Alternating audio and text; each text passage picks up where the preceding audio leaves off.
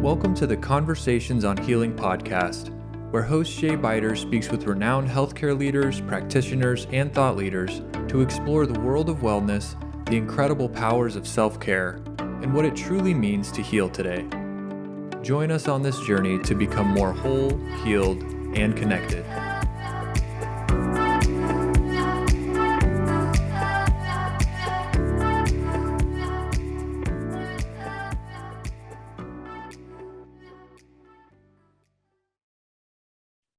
Well, I want to welcome you, Dr. Tan, to the Conversations on Healing podcast. Thank you for being my guest today. Thank you. Thank you for inviting me. I hope this will be a productive time in two ways. I'm sure it will. So I want to let our listeners know a little bit what they're in for today in a good way. You are one of the preeminent experts on vitamin E, and you've studied vitamin E for more than 40 years. And so you have a lot of knowledge about some of the health benefits, particularly for one type of vitamin E that we'll be discussing today. And so I thought maybe we would just start with a brief overview of the 4 different groups of vitamin E, just so our listeners understand some of the basics. Well, thank you. Vitamin E was first discovered exactly 100 years ago, and that group of vitamin E is called tocopherol. You'll find it in a cereal box. And then, like you said, there are 4 of them. There are 4 Greek letters: alpha, beta, delta, and gamma. Alpha, beta, delta, and gamma. And probably the most well-known one is alpha tocopherol. That's the tocopherol group. And then there's another group called tocotrienol. That's a hypervitamin E that you mentioned, like that. It was discovered probably about 50 years after the first group of tocopherols. And so it's kind of like a runt in a sense that it almost got missed, but it was not. And that was up in the 1960s. And then I started my career in the 1980s. I was interested in this group of compounds, studied them, and I've stayed with them since the early 1980s to today, which is for about 40 years from now. Correct. Beautiful. And I know that vitamin E has been shown to be beneficial for the treatment of certain chronic conditions, including metabolic syndrome, prediabetes and diabetes, fatty liver conditions, and cancer. And so I'm curious about some of the theories on why vitamin E is beneficial for these chronic conditions. Yes, initially these conditions were set to work from tocopherol, the first groups that were discovered.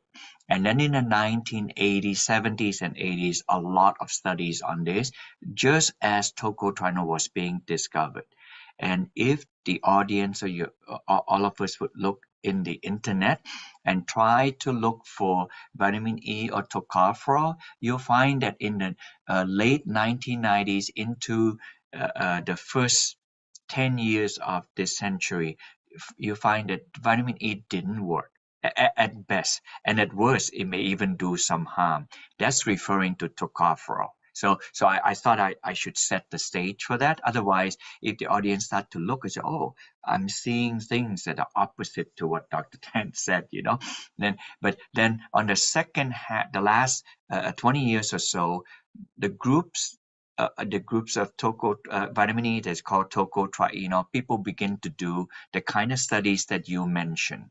And it worked, in my judgment, because if you think of a vitamin E like that, of a tadpole, has a head and a tail.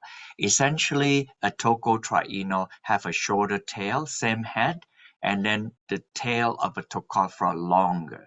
So the longer tail of a tocopherol and shorter tail of tocotrienol has bearing in this sense. If you think of a cell, that it has cell wall, and the vitamin E is situated right inside the cell wall, and a tocotrienol with the shorter tail is anchored less deeply and is able to spin around the cell 50 times faster. And for that reason, the tocotrienol as a class is more efficient in protecting the cell wall than a tocopherol.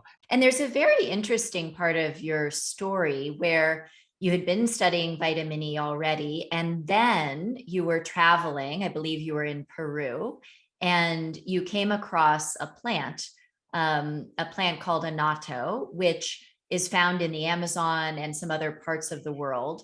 It is considered kind of an ancient superfood. And Yes.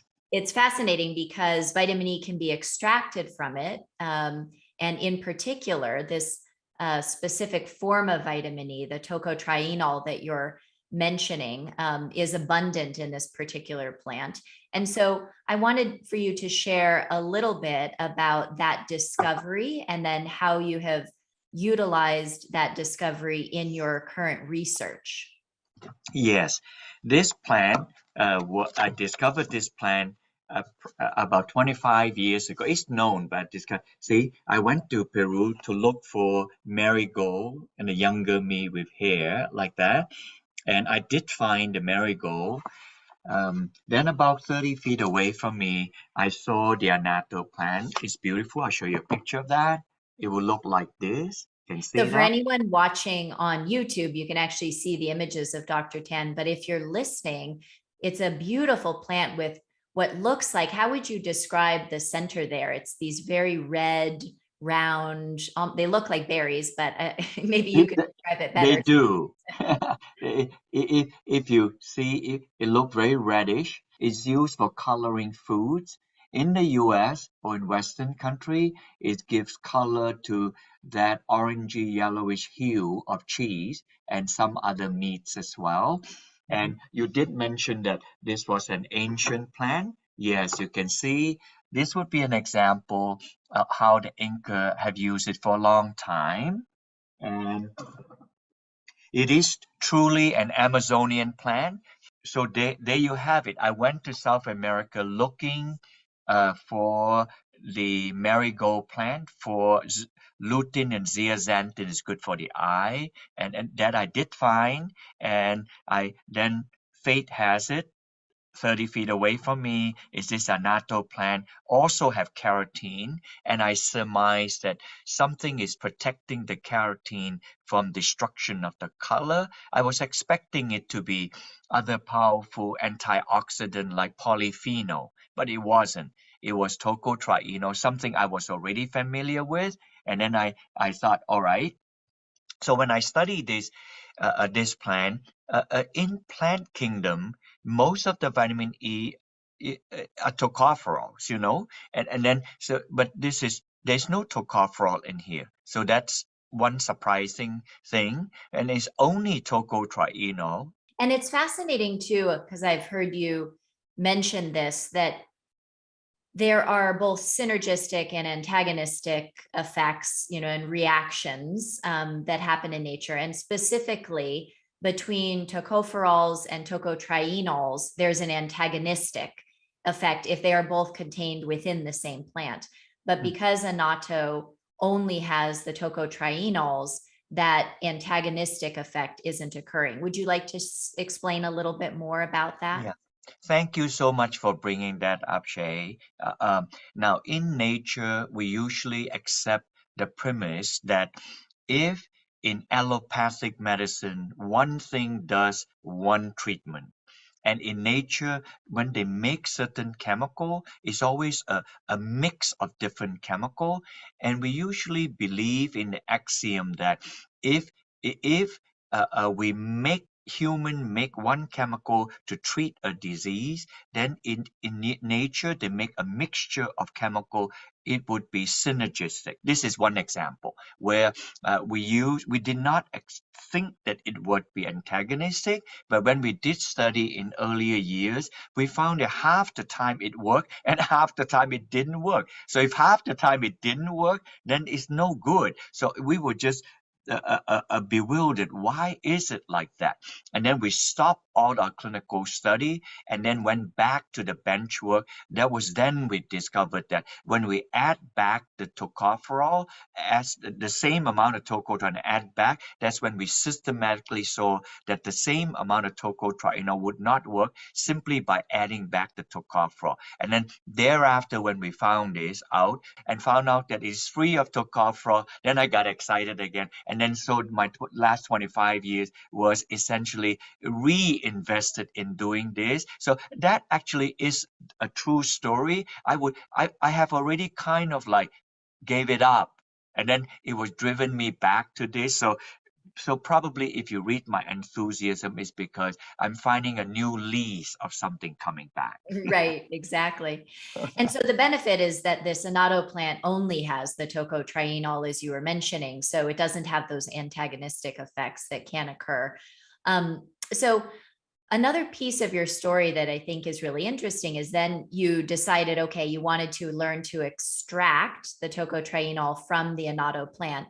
But apparently your wife was very clear with you that you had to do it in a good way, that you couldn't use solvents or chemicals, and that, you had to respect the plant itself. And so I'm interested to hear kind of how you've chosen to do the extraction process and what you've learned from that. Yeah, and because the context of this discovery was more spiritual and personal.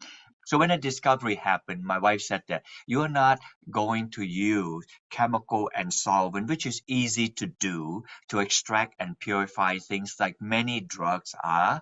But can you think of something that would pay attention to the naturalness of this? So that request from my wife took me at least no less than 5 to 7 years to figure it out. So it was not an easy process. So essentially, I use a physical process by evaporation. So in other words, I pull a high vacuum, which is physical, and then if you pull high enough vacuum, it will just evaporate like that. And the process is slower. It's not as clear cut as you would use chemical and solvent, but at the end, we were able to make this vitamin E very pure and is able to do all the clinical studies we had pursued following it. So thank That's you for asking. And I want to talk a little bit about the research and what you think might be some of the mechanisms of action. It appears that with the tocotrienols, there is a reduction in inflammation in the body, and you're seeing certain conditions such as cystic fibrosis, muscular sclerosis, lupus, that seem to be benefiting from taking this kind of purified form of vitamin E. So I would be interested to hear what you think is actually happening in the body and why you think it's having this anti-inflammatory effect. When we first discovered this compound, I knew the mechanism was it was able to lower cholesterol. It was totally different, but lowering cholesterol was a big deal because people take statin drug and cholesterol get higher as we get older like that. So I was pursuing to study that, and it did. And then I noticed that it also lower other lipids like triglyceride, which is very important in the metabolic syndrome. And then that was also great. Now, somewhere in the studying of lowering triglyceride, I thought, hey, some of these people look like that when we study them and they lost a little bit of weight and then the lipids are good, all this good, then I wonder if their inflammation might be reduced. So it was really a secondary find. So we decided to measure inflammatory markers. And it was then I realized, wow, the inflammation dropped even more significantly than we saw the cholesterol reduction. All good.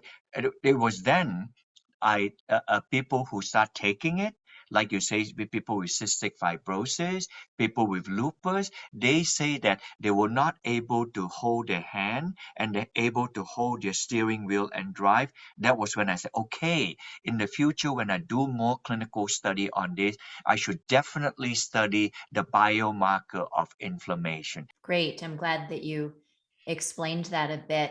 I also know that there's been some research done on patients with cancer, I think breast cancer in particular.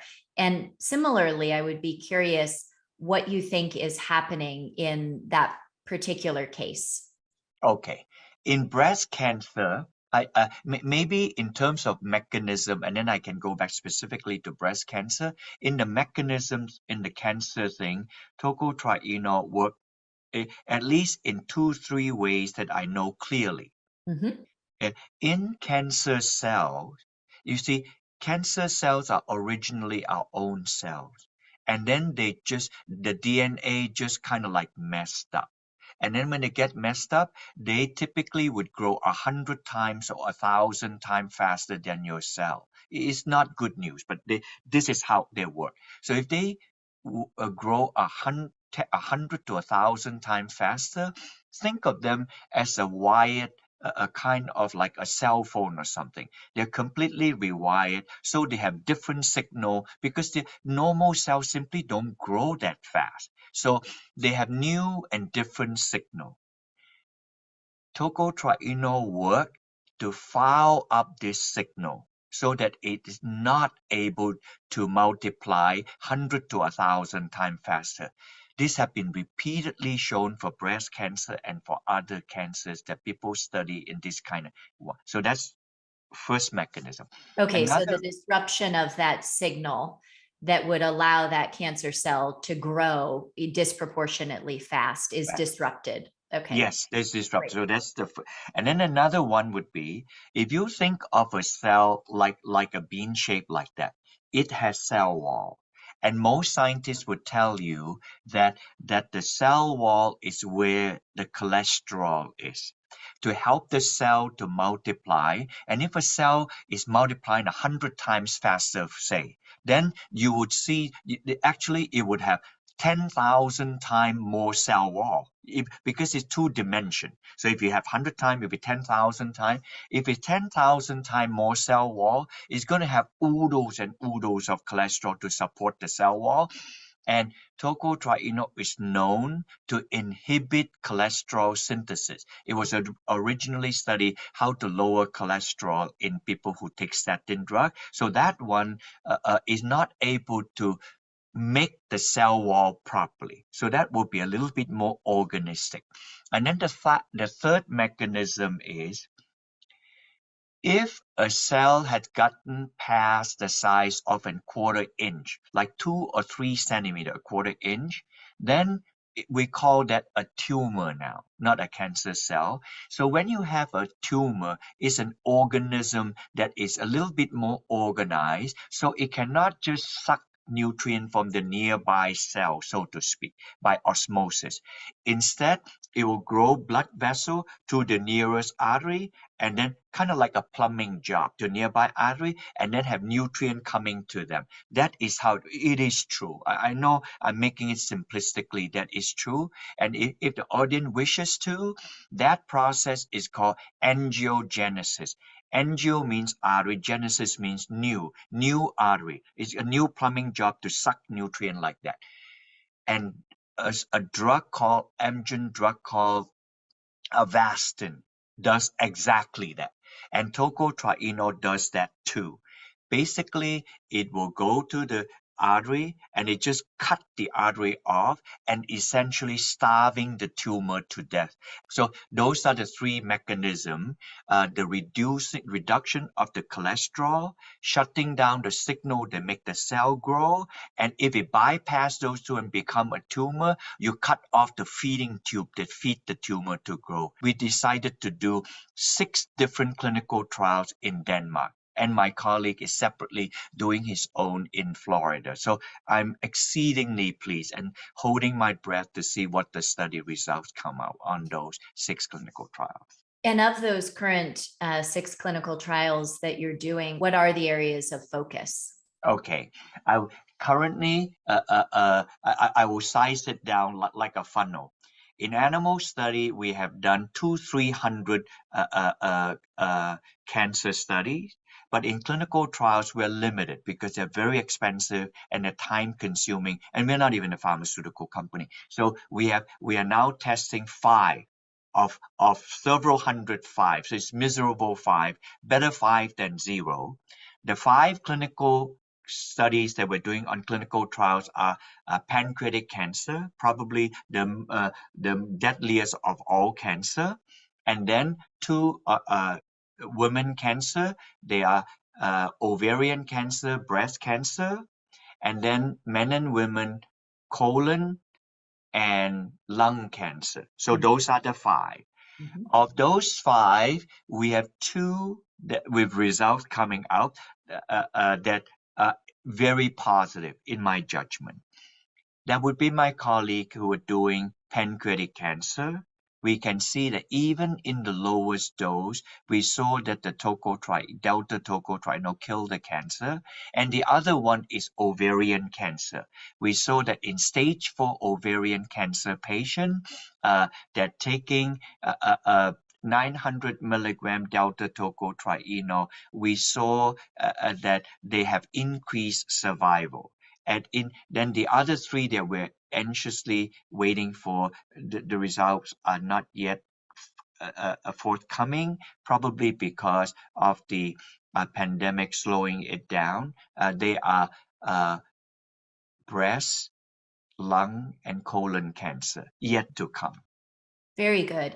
And I also know you have a book that can be freely downloaded called The Truth About Vitamin E, that if our listeners wanted to understand a little bit more, do you want to speak to that, to share that resource? Yeah, the book was like this. It was a labor of love, about 70, 80 pages long. So it's not very easy reading. I put in a lot of references. And if the audience want to download, you can type this Barrie, Barrie, Tan, my name, .com/book. So it's very simple. If you see me in person, I'll autograph a copy for you, but you don't have to wait for me. You can find out that. And if you wanted to look for more information, because this kind of information, people keep publishing them as they go along, you can come to our website. Company name is simply called American River Nutrition, or if you type my name, it probably leads you there, and then you can download all the studies that we have done on the various conditions that we did, that include the cancer trials, include the ones that you mentioned, and other ones that are largely chronic conditions. Currently, we are focusing on the last of the series of this kind of tocotrienol study, that is people with fatty liver disease. It's another subset of metabolic syndrome. We decided to go after this shade because 90 to 100 million adult Americans have fatty liver disease, and it's a very silent condition. And the last one, probably you mentioned inflammation earlier on, and a significant number of Americans are carrying, and people in the world are carrying a large amount of weight, trying to see what tocotrienol can do to help people that have been carrying this weight. And this study is currently ongoing in Texas at the university where the professor is doing it. And when we do this study, we usually do it a double blind and placebo control. So for the audience, this simply means that double blind means that neither the patient nor the professors or the doctors know that if they're taking a dummy pill or the real substance of interest. And then there's also a dummy pill group. So there's placebo control. So then when the result is unkey and finished, then we can see if the one that took the real substance is any improvement from those who are taking a dummy pill, and also the bias is removed from both the patient and from the doctors. And it sounds like, you've obviously been in this field of studying vitamin E for many, many years now, and have kind of been guided by some fortune, and you could say, kind of the unusual opportunity to sort of stumble upon this annatto plant and then discover that it had this particular form of vitamin E within it in isolation. But when you look back and kind of review all of these years of your career, the research that you've done, the work that you've then accomplished utilizing this plant, and the clinical trials that you've done specifically with tocotrienol, what do you find are the key takeaways? Like when you think about the legacy that you're leaving behind with your work and your research, for our listeners that would be hearing, what you think are the most important pieces that you're leaving behind? What would those be in your mind? Wow. Well, that's a deep question. At the personal level, because I'm a scientist, and I'm not limited to being a scientist, but to the extent that I'm a scientist, I want to do study that is the opposite end of what something would look like a snake oil. If you think of a snake oil, the opposite end, like that. In other words, it must be validated. It can show what it's supposed to show. So that at the personal level, it's like that. When it's not a personal level, but to the benefit of others, it brings me incredible joy, and I would like it to be my legacy to find something or to discover something people would then apply and find this to be useful, circumstantial, and important to them. And to that end, this discovery of tocotrienol able to help to control chronic conditions that can be of use to other people is very special to me, because I see them getting better. I see them saying that something has improved in their life. That would be a great legacy if I can leave that behind. So those, one at the personal level and one is for the utility and application of my listeners. Absolutely. And I know there was a study that was done a ways back, I believe, with children who had familial dysautonomia, which essentially the autonomic nervous system wasn't functioning properly because of a genetic inherited trait. And you saw that there was some research around vitamin E that was conducted with those children, that showed some benefit. And I'm also curious about the relationship between that autonomic functioning of the nervous system and vitamin E, and what you think is the relationship between those two. The discovery of this autonomic function or automatic functions of the nerve was discovered by my colleague, Professor Barrie Rubin. At the time, he was in Mass General Hospital in Boston, and now he's in Fordham University in Bronx, New York, like that. So it was we quip about this. This very smart Jewish gentleman discovered this in Mass General Hospital, and he's now able to continue his research in a Jesuit university in Fordham University, and he had been there for a very long time, like that. And over the years, when he discovered this, I contacted him. I asked him if he would consider using annatto tocotrienol. His discovery came prior to my discovery of tocotrienol, that I can give it to him. So, but he did it on cell line study. He had already applied it to FD, affectionately called FD children, familial dysautonomia, a dysfunction of the autonomic nerve that is genetic, like that. So he said that he'll be very cautious and he'll try it in it. So I sent him samples. He probably did it for some 3 to 5 years, and he was convinced that it would be safe and it would be useful. And then, therefore, he explained the utility to those that follow him. I actually have I was just trying to do this as a something that is so rare, and is so destructive to a young life. I was just trying to help, and then I was able to, and that bring me enormous joy. That is Professor Rubin's discovery, and he continued to use it, and many stories, if you ever go to the website to go look at it myself. For me, I'm only read only. I do not interact for fear that I may influence anything on commerce, which I don't want to do, like that. The offshoot that I have personally taken from that would be that If the tocotrienol have some implication on this corrective system of the nerve, then I ask further the question, how might tocotrienol be useful to other nerve conditions?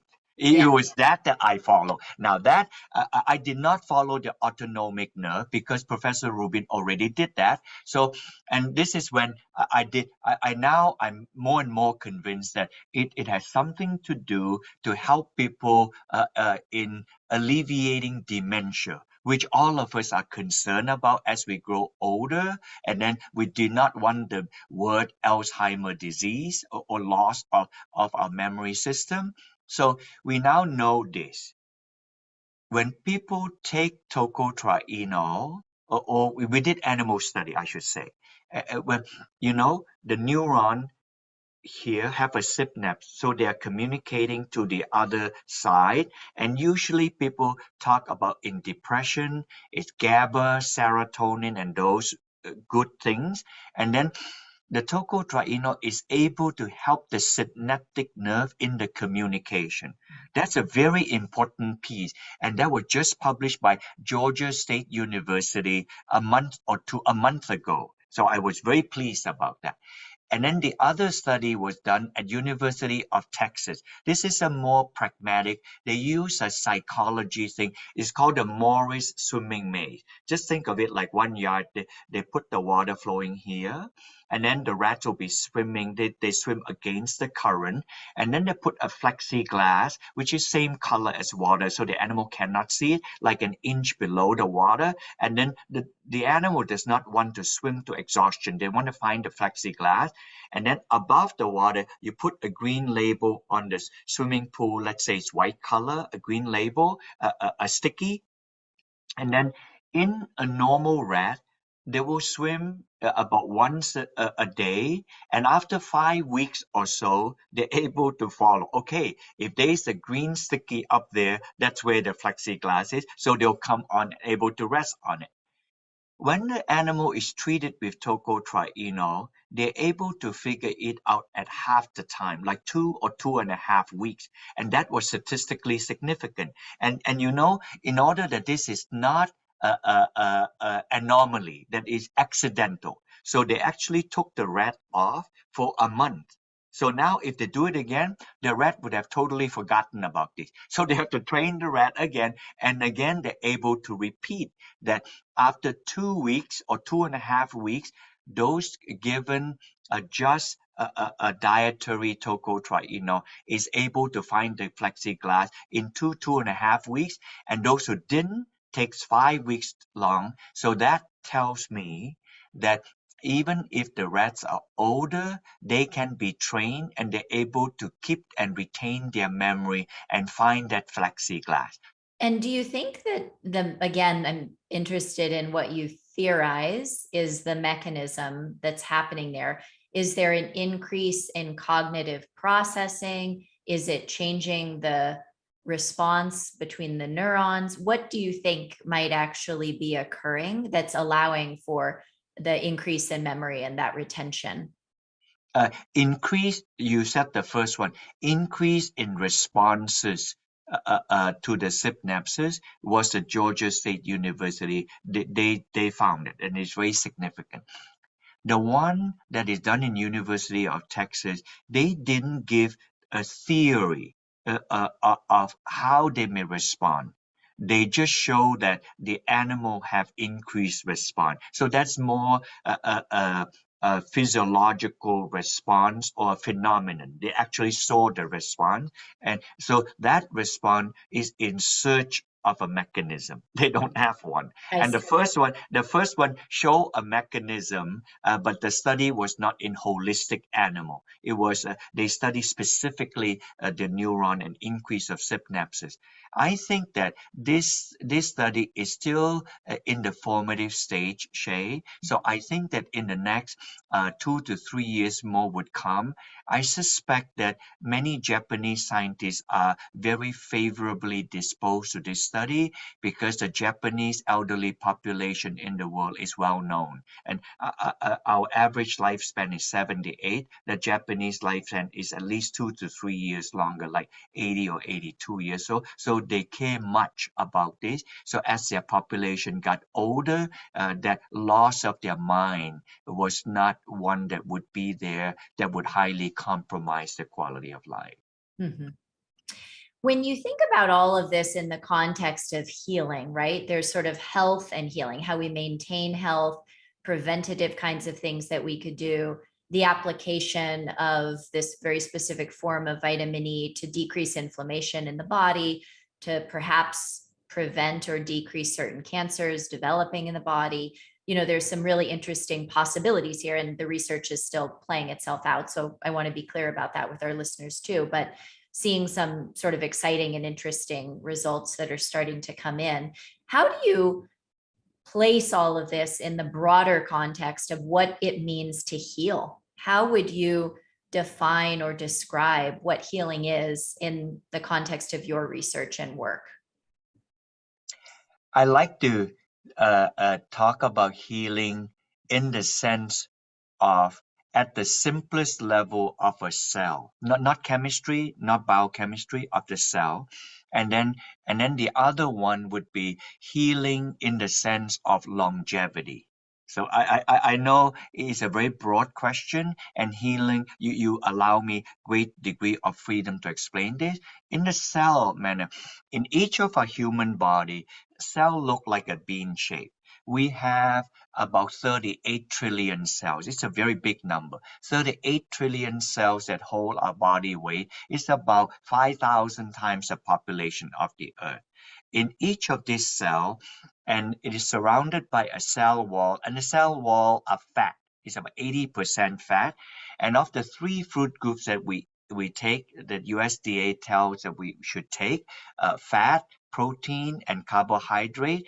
Of these three, fat is the easiest to go bad, oxidize like that. But then 80% of the cell wall are fat. So therefore, they are antioxidant that protects it, that help the cell wall not to go bad. And 90% of those antioxidants that actually can stay in the cell wall are vitamin E molecule. This is long forgotten. I'm trying to come back to this. And they are the actual antioxidant for the fat.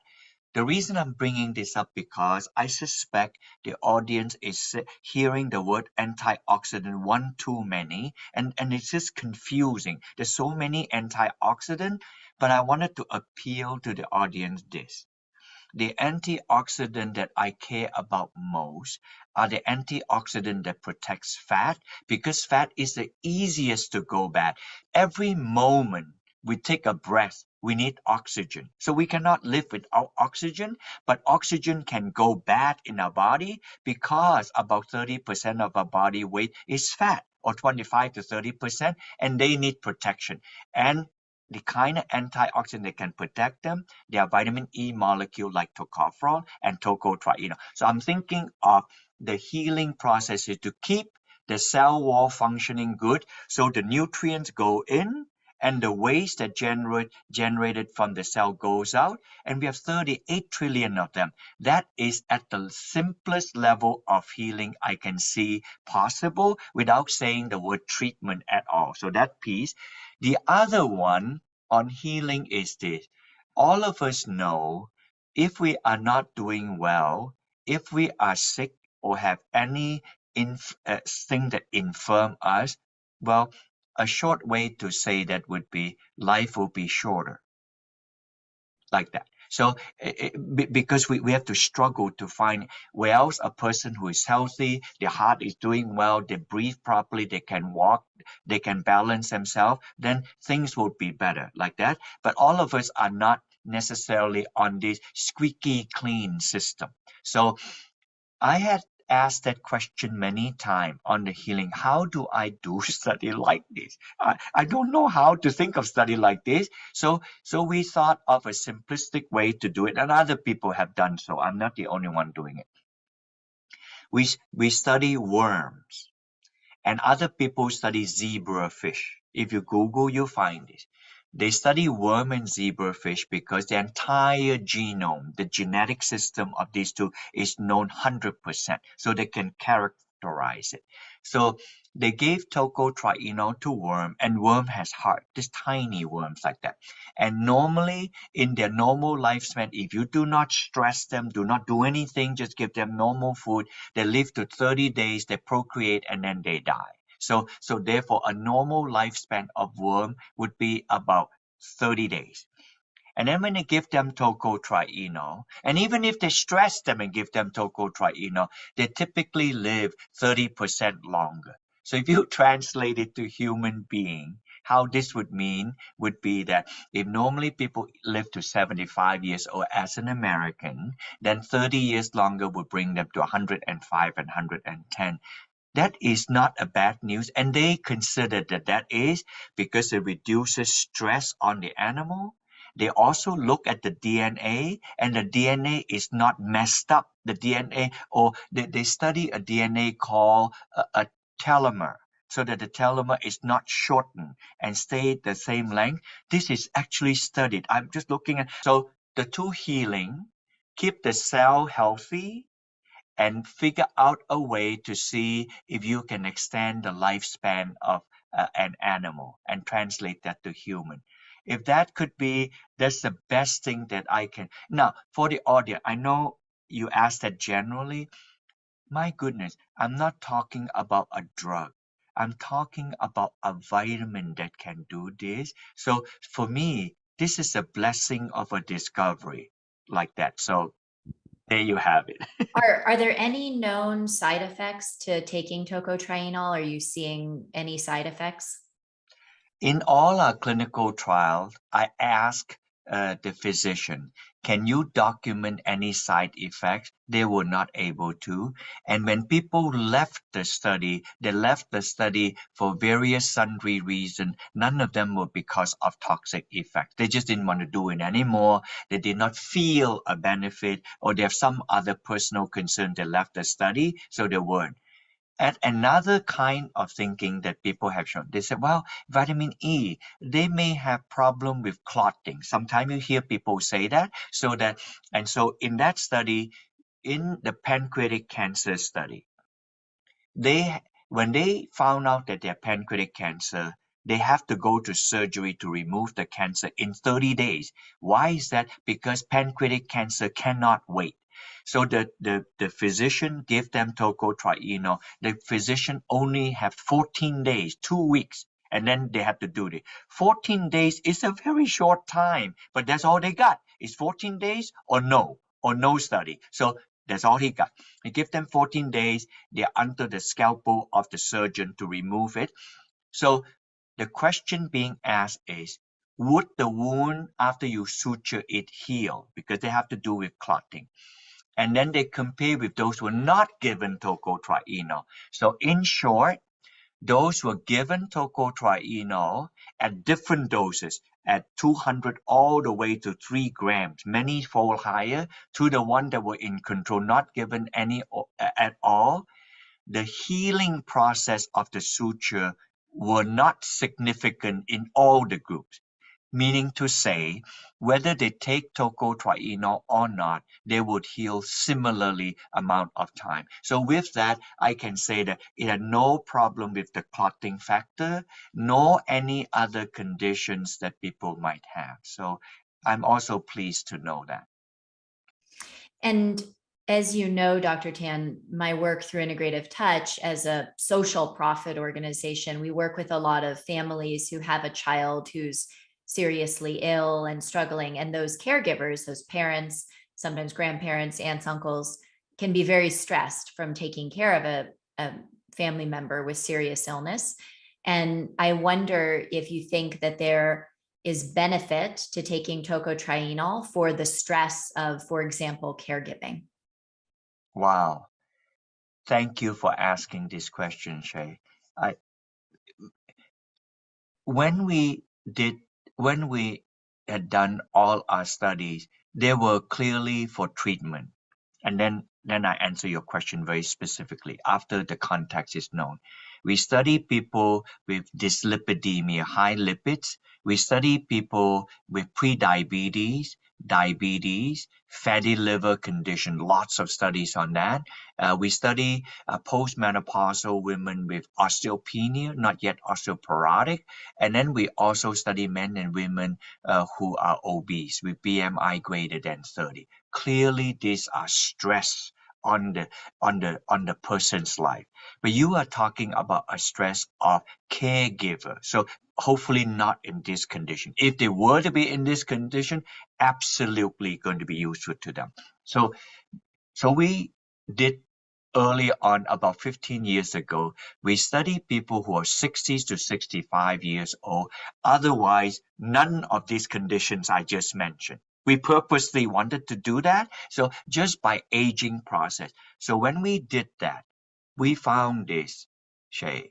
We found that their lipids that tend to be a little bit high drop a little bit. Not as significant, not as much as those that have dyslipidemia, but they did drop. We noticed, we also studied their liver enzymes. So oftentimes the liver tells a lot. And the liver enzymes drop a bit. And then the oxidized fat in their blood also drop, which is a marker of stress. And then we also measure an inflammation marker called C-reactive protein. And the C-reactive protein dropped. So for me, that was good enough. If a person does not have any chronic condition known, family history of X, Y, and Z, other than the living at the here and now, because they have to take care as your group of a family member or a young person, that brings a lot of stress. And I know this personally in my own family when there was a young child.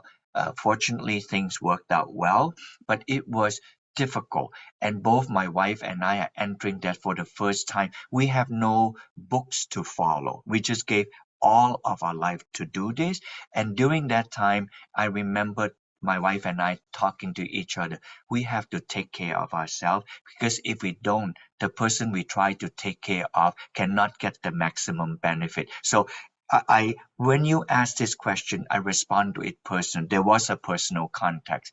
And that study we did of the 60, 65 years old, they had no other known condition. And we saw that in taking this supplement, it just helped to reduce the oxidative stress just a tiny bit, and their inflammation reduced a little bit more than a tiny bit. So yes, the answer is yes, it does help them. Mhm. Very good. Well, I think, Dr. Tan, you've done a wonderful job of giving our listeners some new insight into some of the specific benefits of vitamin E, in particular form of vitamin E. If there's anything else that you feel would be important to convey, I just want to give you an opportunity to do that before we close. Yeah, thank you. When the audience go look on the internet on vitamin E, 90% of the time it will be tocopherol. I do not recommend you to take that. And of the less than 10% of the time, it will be tocotrienol. And you can find three kinds: from rice, from palm, and then from annatto.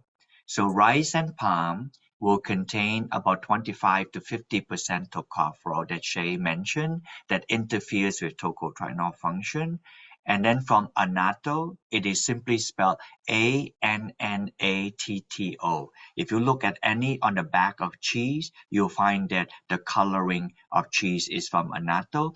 So if you want annatto tocotrienol, and if you want it to be very specific that it come from us, we make it here, right here in beautiful Massachusetts. It's the only tocotrienol made in this country in United States. And then that we use is physical technique. Just make sure that the word Delta Gold, it's just our trade name, is from annatto. The Delta because of Delta tocotrienol, Delta Gold, and that means it comes from us. We don't make finished product. We only do clinical studies. We only document all the study we and other people have done, and so that people can follow what is newest coming. Otherwise, a list of other companies, if you go on the website, we list them all, and you can buy them from Amazon and from other people. So that's the only comment that I want to make. Thank you so much, Shay, for allowing me to do this.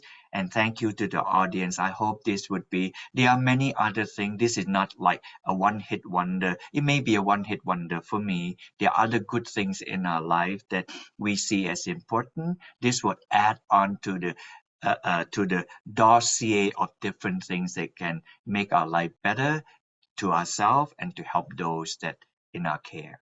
Absolutely. Well, I really appreciate your knowledge in this area, Dr. Tan, and I thank you for sharing it with our listeners. Thank you. We hope you enjoyed this episode of the Conversations on Healing podcast. If you haven't yet, please go to Apple Podcasts, Spotify, or your preferred podcast platform and subscribe, rate, and review this podcast. It helps so you won't miss an episode. See you next time.